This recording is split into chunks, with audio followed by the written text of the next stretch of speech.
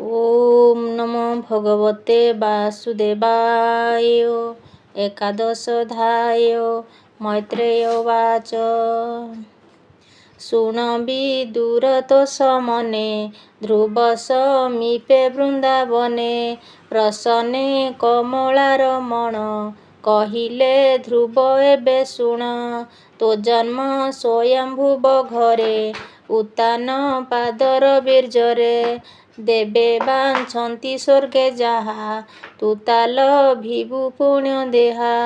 तू एबे ନିଜପୁରେ ଚଳ ଚିତେ ଆରାଧି ମୋର ବୋଲ। ମାତୃଷ ପତ୍ନୀର ବଚନେ ବସିବୁ ନୃପ ସିଂହାସନେ। ତୋହର ପରମ ଆୟୁଷ 36,000 ବରଷ। ନିରୋଗ ଦେହେ ଭୋଗ ଭୁଞ୍ଜି ସ୍ୱଦେହେ ରିପୁ ବଳ ଗଞ୍ଜି। ଉତ୍ତମ ତୋର ସାନ ଭ୍ରାତ ବନେ ହୋଇବ ପ୍ରାଣେ ହତ। ମୃଗୟା ଜୀବ ଘୋର ବନେ ମିଳିବ କୁବେର ଭୁବନେ। ପୁଣ୍ୟଜନକ ସଙ୍ଗେ ମିଳି ଯୁଧେ ହାରିବ ମହାବଳୀ। ତହିଁ ହୋଇବ ପ୍ରାଣେ ହତ ତା ଶୁଣି ତାର ନିଜ ମାତ। ସେ ପୁତ୍ର ଶୋକର ବିକଳେ ବନେ ମରିବ ଦାବାନଳେ।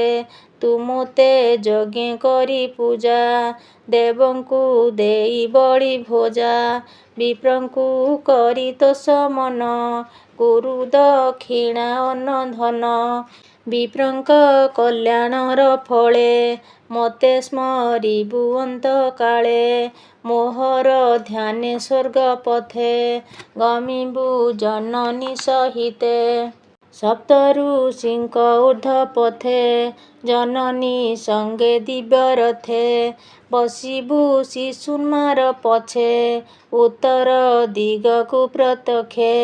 ଏମନ୍ତେ କହି ଭଗବାନ ବନେ ହୋଇଲେ ଅନ୍ତର୍ଦ୍ଧାନ।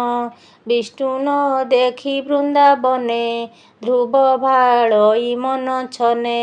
ଦେଖ ଅଭାଗ୍ୟ କର୍ମ ମୋର ତପେ ତୋଷିଲି ଚକ୍ରଧର। ଜନନୀ ସପତ୍ନୀର ଛଳେ ମୋକ୍ଷ ନ ମାଗି ବିଷ୍ଣୁ ତୁଲେ। ଲଭିଲି ଧ୍ରୁବ ଅଧିକାର ଦେଖ ଅଭାଗ୍ୟ କର୍ମ ମୋର।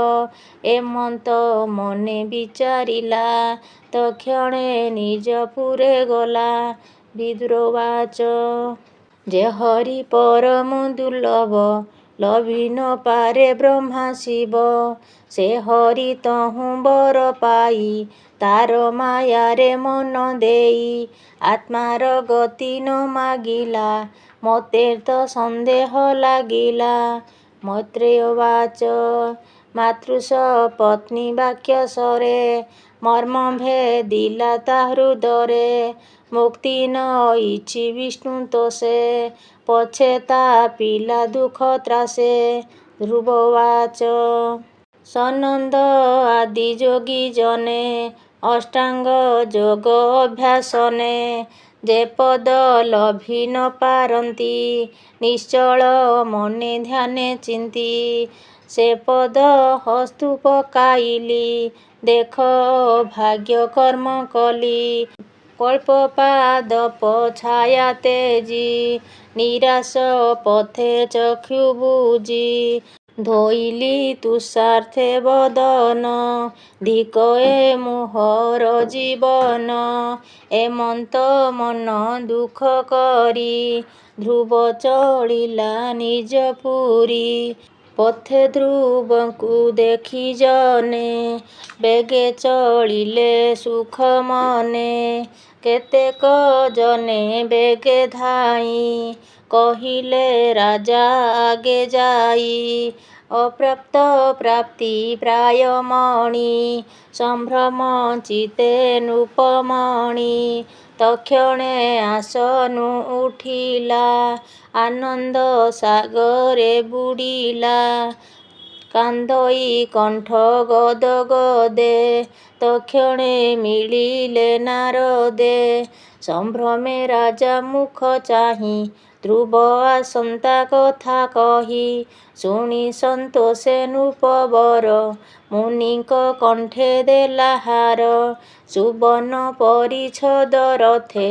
ବେଗେ ମିଳିଲା ରାଜପଥେ ସଙ୍ଗେ ବ୍ରାହ୍ମଣ କୁଳ ବୃଦ୍ଧେ। ଜ୍ଞାତିଏ ସୁହୃଦ ବାନ୍ଧବେ ଅମାତ୍ୟ ମନ୍ତ୍ରୀଗଣ ଯେତେ। ଧାଇଁଲେ ବାଦ୍ୟନାଦ ଗୀତେ ସୁରୁଚି ସୁନୀତି ସହିତେ। ନାନା ଅଳଙ୍କାର ସಮೇତେ ସୁବର୍ଣ୍ଣ ବିମାନେ ଆରୋହୀ। ଉତ୍ତମ ପୁତ୍ର ସଙ୍ଗେ ନେଇ ଧ୍ରୁବକୁ ଦେଖି ଉପବନେ।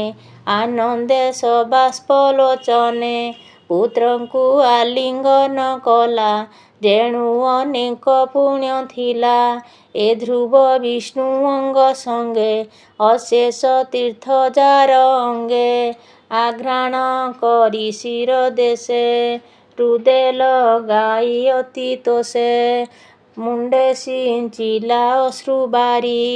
ହୃଦୟେ ପୁନଃ ପୁନଃ କରି ପିତା ଚରଣେ ଧ୍ରୁବ ନମି। ବାଳକ ଭାବେ ପଥଶ୍ରମୀ ସୁରୁଚି ସୁନୀତିର ପାଦେ। ଧ୍ରୁବ ପ୍ରଣମଇ ଆନନ୍ଦେ ସୁରୁଚି ଧ୍ରୁବ ଧରି କରେ। ଚୁମ୍ବନ ଦେଲା ସୁଖ ଭୋଳେ ସୁନୀତି ପୁତ୍ର କୋଳେ ଧରି। ହୃଦରୁ ବହେ କ୍ଷୀର ବାରି ଜନେ କହନ୍ତି ହାହା ବାଣୀ। ଧ୍ରୁବକୁ ଘେନି ନୃପମଣି ମିଳିଲା ନିଜପୁରେ ଆସି। ଜନେ ସୁମନେ ପରଶଂସି ଧ୍ରୁବ ପ୍ରବେଶ ପୁର ଜନେ। ସାନନ୍ଦେ ଯେ ଯାହା ଭୁବନେ ଉତ୍ସବେ ଅନେକ ପ୍ରକାରେ। ପ୍ରଦୀପ ପୂର୍ଣ୍ଣ କୁମ୍ଭ ଦ୍ୱାରେ ପାଚେରୀ ଅଟ୍ଟାଳି ସಮೇତେ। ଚିତ୍ର ପ୍ରତିମା ରତ୍ନ କାନ୍ଥେ ତୋରଣ ଲମ୍ବେ ସର୍ବଦ୍ୱାରେ। ଚନ୍ଦନ ଛେରା ନିରନ୍ତରେ ସ୍ୱଭାବେ ପ୍ରିୟ ବ୍ରତପୁର। କିଏ ବା ଦେବା ପଟାନ୍ତର ସକଳ ପୁରଙ୍ଗନା ସଙ୍ଗେ। ଧ୍ରୁବକୁ ଦେଖି ପୁର ମାର୍ଗେ ଦୁର୍ବା ଅକ୍ଷତ ପୁଷ୍ପ ଆଣି। ଗନ୍ଧ ଚନ୍ଦନ ବାସ ପାଣି ଅକ୍ଷତ ଦେଇ ଧ୍ରୁବ ମୁଣ୍ଡେ। ଜୟସ ବୋଧ କଲେ ତୁଣ୍ଡେ ଏମନ୍ତ ମଙ୍ଗଳ ଉତ୍ସବେ ସକଳ ଜନ ପ୍ରିୟ ଭାବେ। ଧ୍ରୁବ ପ୍ରବେଶ ନିଜପୁର କିଏ ବା ଦେବା ପଟାନ୍ତର। ପୁରେ ପ୍ରବେଶ ରାଜସୁତ ଦେଖି ସକଳେ କୃତକୃତ୍ୟ। ଶଙ୍ଖ ଦୁନ୍ଦୁଭି ବାଦ୍ୟ ସ୍ଫୁରେ ମଙ୍ଗଳ ନାଦେ ଗୀତ ପୁରେ। ଯେ ଧ୍ରୁବ ହରି ଅଙ୍ଗ ସଙ୍ଗେ ଅଶେଷ ଲକ୍ଷ୍ମୀ ଯାର ଅଙ୍ଗେ। ସେ ଧ୍ରୁବ ଚରଣ କମଳେ ସୁଜନେ ଚିତ୍ତ ଧ୍ୟାନ ବଳେ। ଯାର ସ୍ମରଣେ ପାପ ନାଶେ ନିର୍ମଳ ଜ୍ଞାନ ଯେ ପ୍ରକାଶେ। ଚତୁର୍ଥ ସ୍କନ୍ଧେ ଭାଗବତ କହିଲା ଦାସ ଜଗନ୍ନାଥ। ଇତି ଶ୍ରୀମଦ୍ଭାଗବତେ ମହାପୁରାଣେ ପାରମହଂସ ସଂହିତାୟା 82 ଚତୁର୍ଥ ସ୍କନ୍ଧେ ଧ୍ରୁବ ନିଜ ଗୃହ ପ୍ରବେଶ ନାମ ଏକାଦଶୋଧ୍ୟାୟ। ଓಂ ନମୋ ଭଗବତେ ବାସୁଦେବାୟ।